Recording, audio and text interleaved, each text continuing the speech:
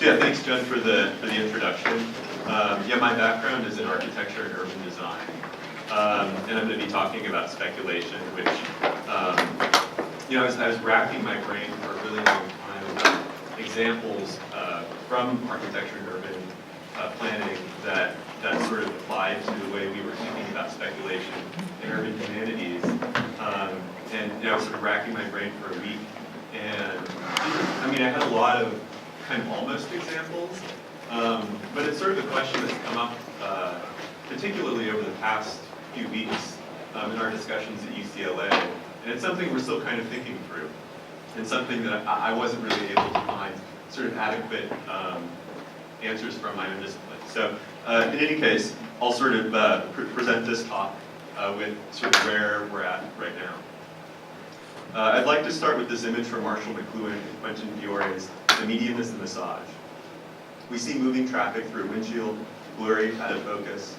Our eye is drawn, fixed upon the rearview mirror. In it is the image of a stagecoach traversing grassy plains, a whip mid-crack. We look at the present through a rearview mirror. We march backwards into the future. McLuhan here refers to our blindness to the future, our inability to see anything, to see even the present, apart from contextualization within our past. This problem has plagued humanity as long as we've understood time in this rearward posture. Perhaps most famously, Walter Benjamin's last major work, Theses on the Philosophy of History, grappled with this issue, painting progress through time as a catastrophic storm. On the other hand, we have the words of a physicist, the famed condolences Einstein sent to a friend, shortly, as it turned out, before his own death. Now he has departed from this strange little world a little ahead of me. That signifies nothing. For those of us who believe in physics, the distinction between past, present, and future is only a stubbornly persistent illusion. I titled this paper Look Both Ways, How to Safely Cross Time and Space, because I believe working through this issue to be illuminating for my own discipline of architecture, critical for the formation of what we're calling urban humanities, and something very exciting to those of us who care about the world and about its future. The starting gambit, the initial elevator pitch for urban humanities, was that it was a new field which integrated the material and speculative methods of design with the historical and critical methods of the humanities to better study the city. So I'm going to focus on one of those terms, the speculative.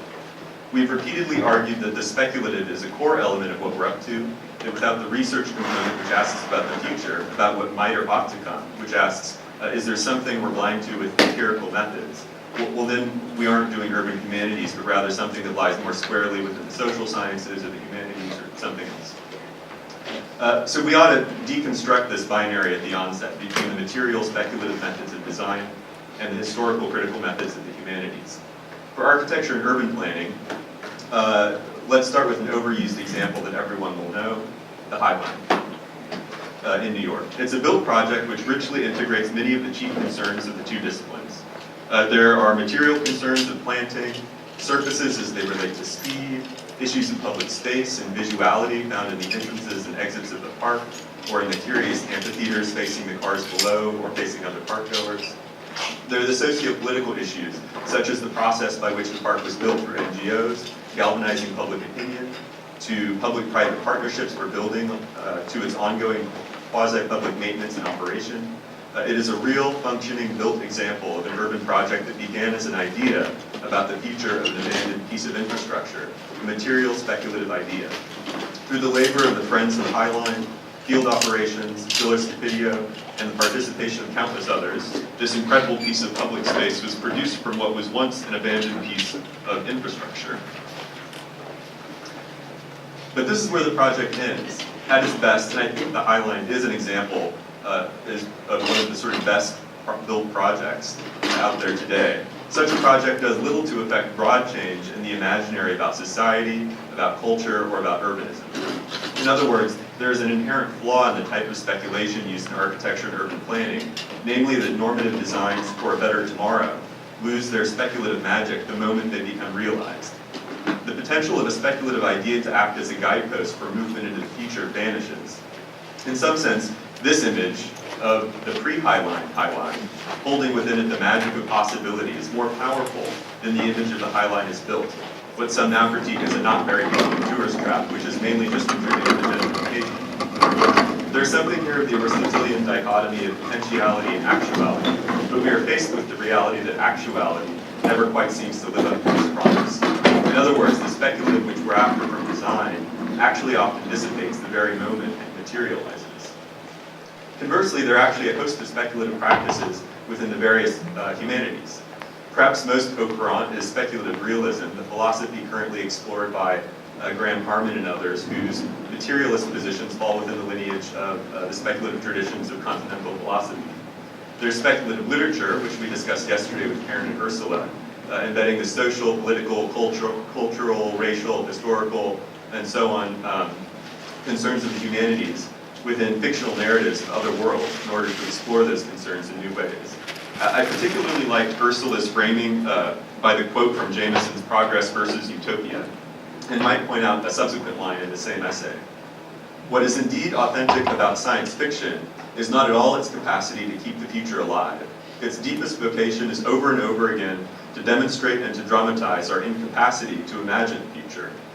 I might put emphasis on "and over again," that speculation demands a certain unfinishedness as we explore the limits of our imagination.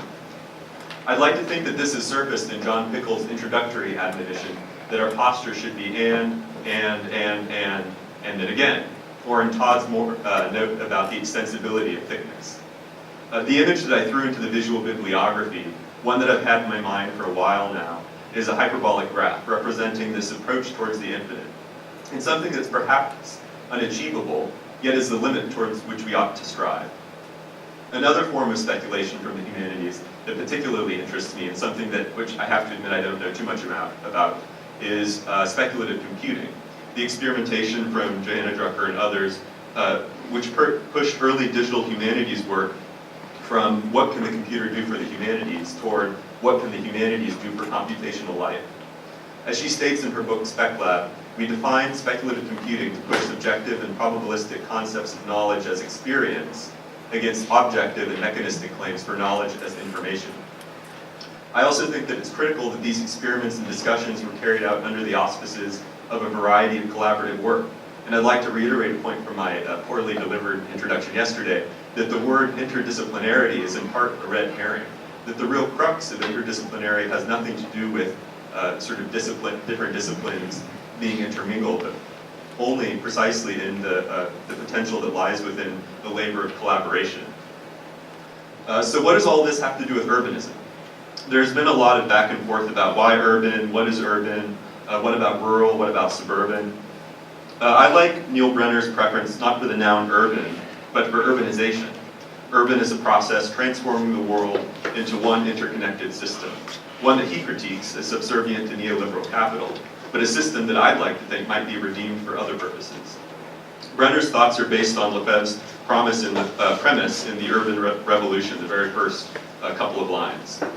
I'll begin with the following hypothesis. Society has been completely urbanized. This is in 1970. This hypothesis implies a definition. An urban society is a society that results from a process of complete urbanization. This urbanization is virtual today, but it will become real in the future. So in other words, he's saying everything's urban already. We might have environmental conditions that are more city-like or more rural appearing. But nevertheless, these spaces abide within global flows and systems of interconnectivity, things that might have once only existed within city-like environments, but which are now ubiquitous. So if we take this claim seriously, then the role of urban humanities is to uncover this process of urbanization and to point towards alternatives to its now captive trajectory. And this is precisely the outcome of what I call looking both ways, of a speculation relevant to urban humanities. Giorgio Agamben writes, every culture is first and foremost a particular experience of time. The original task of a genuine revolution, therefore, is never merely to change the world, but also, and above all, to change time. I also like the writing of Amir Eshel about futurity, a topic that drove much of our work last year in Tokyo that we all read quite closely. He writes of the alarmist claims from Baidu, Jameson, and others about the role of late capital in destroying any thinking of time, in the end of history, in the wholesale liquidation of futurity. He goes on to propose that it's in the creative production of authors which reclaim this futurity, And I think it's precisely the same thing that we're trying to do in our sort of speculative work. There are two projects that I've experienced in the past few years which have stuck in my mind, and I think it's because they get at this kind of speculation. First is the Invisible Cities Opera, a collaborative production between composer Christopher Cerrone, who adapted Calvino's book into an opera with a full symphony accompaniment, director Sharon Yuval and his industry theater group, and choreographer Danielle Agami, who led the LA Dance Project's participation. So I'm just going to play the kind of trailer.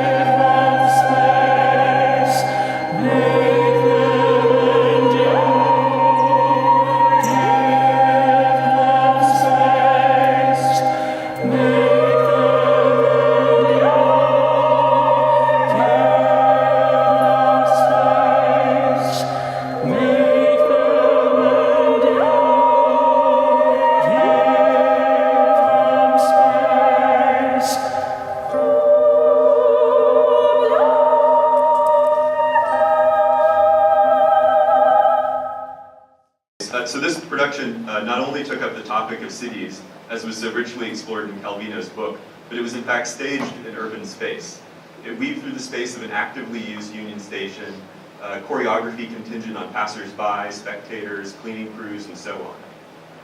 The viewers were given wireless headphones, which you wore.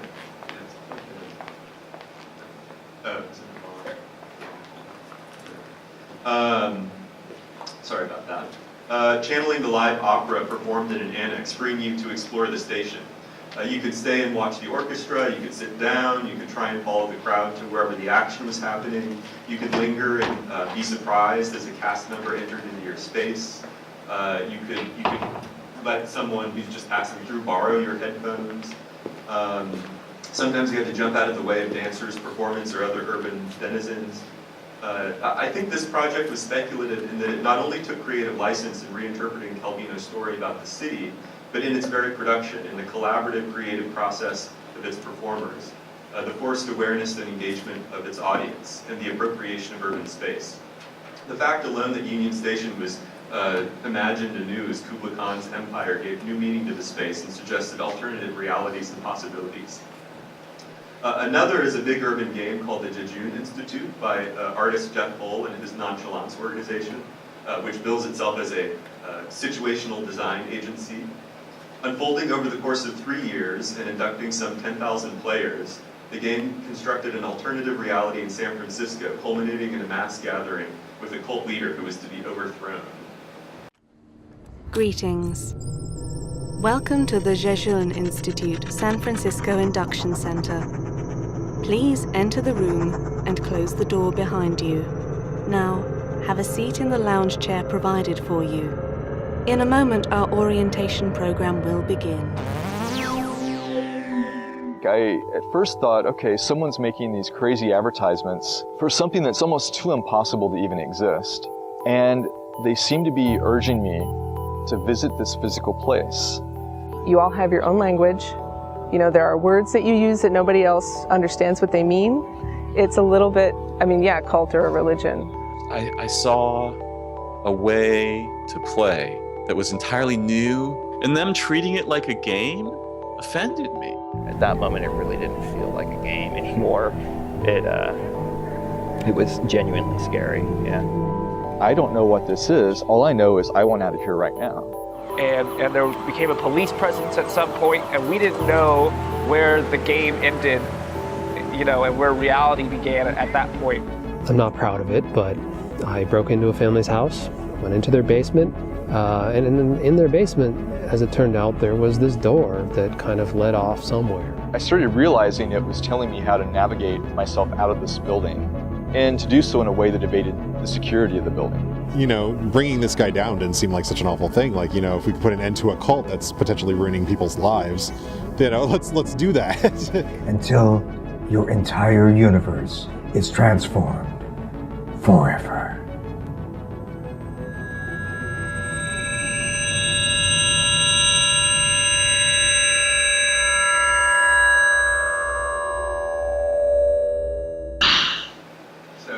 They just recently released a documentary about it, which I think it's on Netflix if you're curious to hear more about the game. So I'm still not totally sure what to make of this just yet, but it certainly speculates about an alternative reality, drawing in a whole host of collaborative participants to rethink their everyday spaces of San Francisco. Both of these also happen to be spatially embedded participatory, but both this and the opera are spatially embedded participatory performances which critically reflect on the use of urban space. I'm not sure if all of speculation needs to fall within this sort of specific form, but it certainly seems like a productive one for reimagining urbanization. I thought I might end with Stuart Candy's cone of possibility space diagram and a few hypotheses on what defines the speculation that I think is relevant to urban humanities. And the particular kind of name that we're giving it is imminent speculation. Imminent speculation is about the future, and the present, and the past. It is not synchronic. Imminent speculation expands what is plausible or possible or imaginable. It is not necessarily plausible or problem-solving. Imminent speculation is also critical, in that it is critical, but it is also generative. It is not acritical, nor is it merely critical. Imminent speculation is fiction in the Geertzian sense of something fashioned, something made. Though it is not false, it is not a lie, nor is it fake. Imminent speculation suspends this belief in that it is willing to make a leap from the probable to the unbelievable. It invites collaborators to join in suspending judgment, to try something out, to give something a chance. Though it is not merely specious, it is imminent, coming from within, unearthed from the object or place or thing in question. It is material. Even its imminent manifestations, through text or otherwise, even its immaterial manifestations, through text or otherwise, illustrate material implications. Imminent speculation is dangerous in that it reveals the limits and pushes against them. It isn't content as a projection of the status quo. Imminent speculation is about the future, and the present, and the past. Thanks.